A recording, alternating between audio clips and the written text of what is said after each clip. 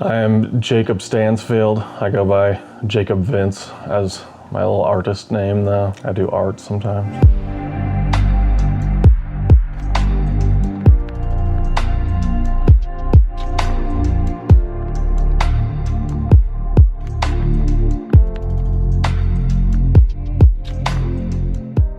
In my garage, I'm using that for my art studio currently. It's not a huge space, but I make it work, you know? I got into painting out of arrogance mostly. My ex-wife and I were building a large home. I knew that the kind of art that I liked was just abstract colors that helped to accent a room. I just thought that I could do it rather than spending thousands of dollars on every piece. I was very quickly humbled. It did not go well at all. For some reason, I kept going for years, despite it going straight in the garbage every time I made something because they were really, really bad. And why I kept going, I am not sure, but I'm glad I did. I've been doing it for about 8 years now. I think it is in the last 6 months that I've reached a point where I am somewhat proud of my art. It's getting a lot more fun, I guess, as I'm developing my own style. I've had no formal training. Undergraduate was business. I did a master's degree in business, which I've never used. I'm like as far from art on the spectrum as you can get. I'm really logical. I've always just kind of had an aesthetic eye. I like design. I like real estate. I like interior design. It's all just been experimentation and a lot of failure. I don't think I have a favorite piece. I find myself almost falling in love with my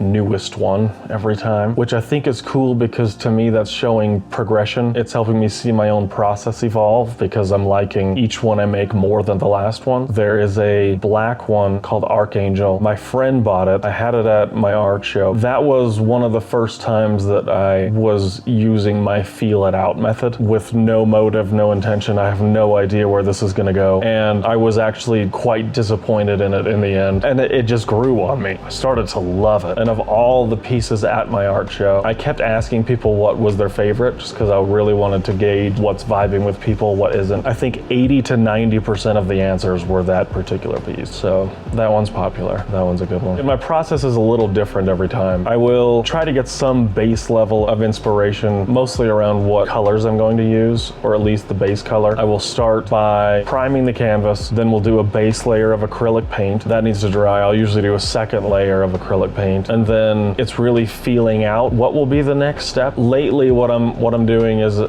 acrylic base layer. Then I've found this lightweight spackle, and I'm enjoying working with that to add texture. I will also use an artist's gel medium. It's very, very strong, so we'll sometimes mix that with the spackle just to make it very strong. Also adding in acrylic paint to color that. I'll apply that to the canvas. I like to add in some type of additional layer of paint to deepen the texture, to add more to it than just one plain color of texture. I don't really have a process for that because it's all very experimental lately. In everything I'm doing lately, the final step is resin. And I'm liking doing resin on matte backgrounds. I'm enjoying working with the balance between matte and gloss and used space versus the empty space. That's really what I'm working with on all of these. I mean, it's resin blobs, but that's what's cool to me is the different ways I can play with balance, I guess, between the textures and the empty space.